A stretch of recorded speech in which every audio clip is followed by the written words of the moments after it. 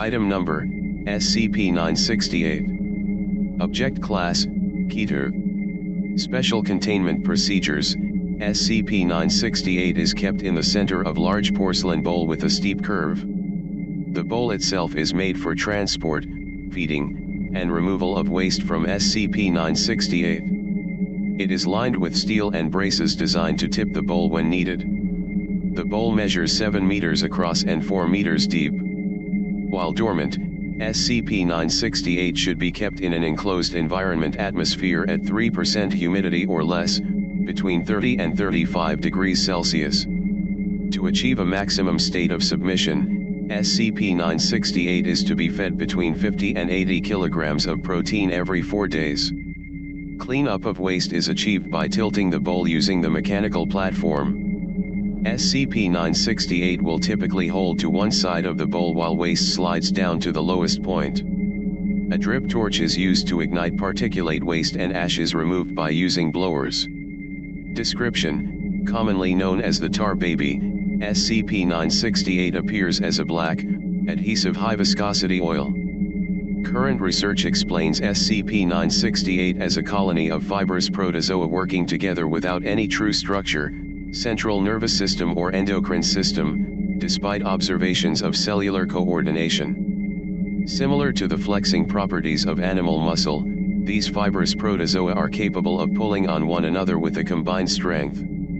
Specialized flagella along their surfaces allow for the gripping of prey and surfaces, but without tendons, ligaments, or skeletal material to support it, SCP-968 is incapable of any significant locomotion.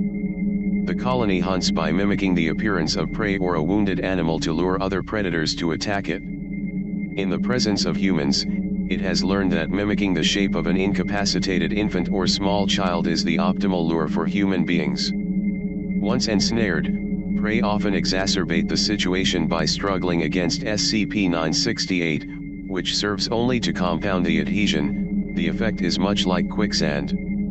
The exhausted prey is pulled either to a den or underwater to be drowned. SCP-968 pulls against its prey in opposite directions on both macroscopic and microscopic levels to mechanically dismember its prey until it is torn into small enough fragments to digest on a cellular level. Though SCP-968 has shown a heightened level of intelligence, SCP-968 appears to have a single-minded devotion to feeding and exhibits no other desires. Attempts to freeze SCP-968 for analysis have proven extremely hazardous. It conducts heat through friction and metabolism, keeping parts of itself from freezing. The frozen parts of SCP-968 provide a structure for its fibrous tendrils to act against, much like muscle on bone. It is advised not to continue freezing attempts, as SCP-968 may learn to use the bone structure of its prey to escape or attack Foundation personnel.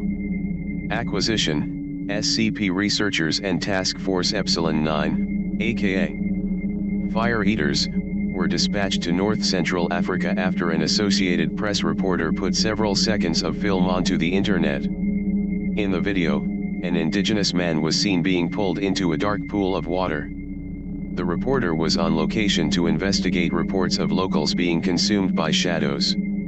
After considering known African folklore, it was believed that fire was the tool of choice to be used in suppression and containment.